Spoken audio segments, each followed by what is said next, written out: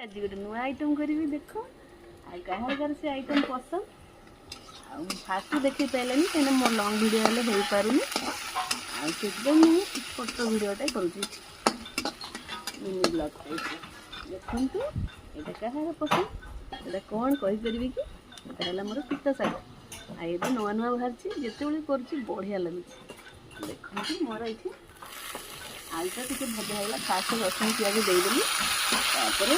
आलू देदेली और आलुटा भजा होगा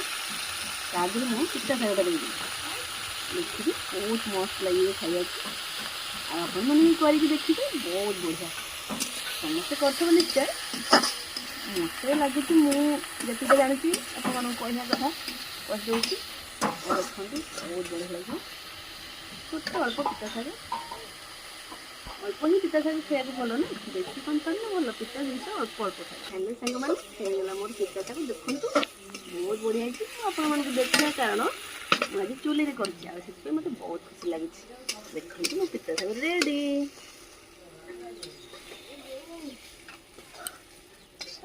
मो पिता शाग केमती लगुच कहे कमेंट कर